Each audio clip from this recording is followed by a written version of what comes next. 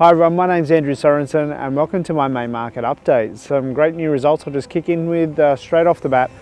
Number 7 Miller Crescent at Blue Haven. This is a beautiful 4-bedroom, 2-bathroom, 2-car garage design home, 2-story. We used the auction method on that particular property there and we ended up selling it just post-auction for $525,000. Another property we took to auction, which we have a really great result on, was number 14 Dunlop Road at Blue Haven.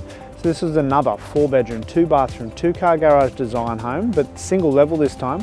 And that one sold prior to auction for $520,000. We had a number of interested parties on that one, and we ended up selling that one almost 11% above the initial advertised guide. So really great result there for the owners and very happy with the outcome.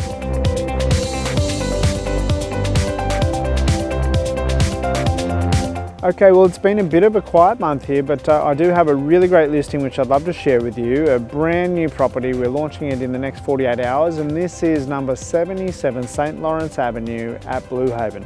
Now St. Lawrence Avenue, if you're not familiar with the suburb, I believe it's one of the best streets in the suburb. Very quiet, it's elevated position, picks up the breezes in summertime, and from some areas does actually have water views. So what we're bringing to market this time is a 4-bedroom, 2-bathroom, 2-car garage design home, freshly painted, new flooring. It's really presented to a T, and this one here is kicking off with a price guide of $490,000. We're hoping that one's going to be just as busy as the other one. Obviously launching through in a month where we have elections coming up. So that brings me on to our next point, which I just wanted to talk about. The upcoming election, so having an agent that understands how to operate in these conditions can only come with experience. So if you've just started in the game, you've really got no hope. But this is around about my 6th or 7th election, I think, in my time frame here in the industry so far. So I'm not having too many issues adapting to the additional constraints which are put on us from an election point of view. But one of the things I do want to talk about is just what we're actually seeing now. So it's beyond belief that the Labor Party is just continuing on with the rhetoric around negative gearing and adjusting capital gains tax and input credits and all these sorts of things. They're just really attacking normal, everyday people. And obviously, we're in the property industry, so we do have a bit of an axe to grind, but most of the people we represent here are just average mums and dads. We're not representing, super high earners, people that have multiple share portfolios as well. They might have their own property and 1, maybe 2 investments if they're really lucky. But the real concerning thing for me is that whenever anyone in the Labor Party is actually pushed to quantify and cost out these things, the figures are all completely wrong. And I just find that an absolute debacle. I mean, as a business owner myself, I need to know what it costs to keep the doors open.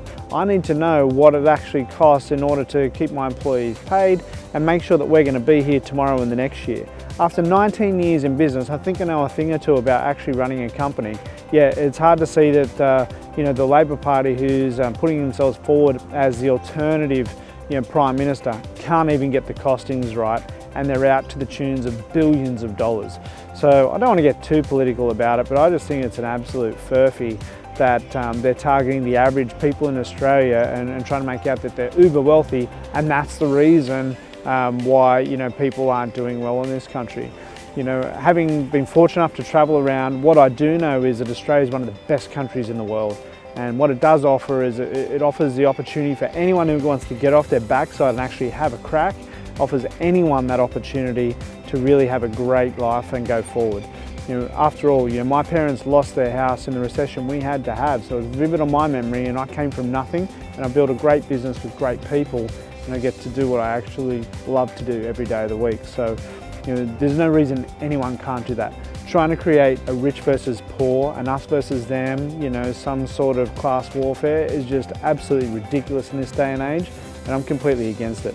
Not sure if you agree with me or not, but hopefully we'll see what happens at the polls and it should be business as normal. Anyhow, it's going to be a pretty good month this month.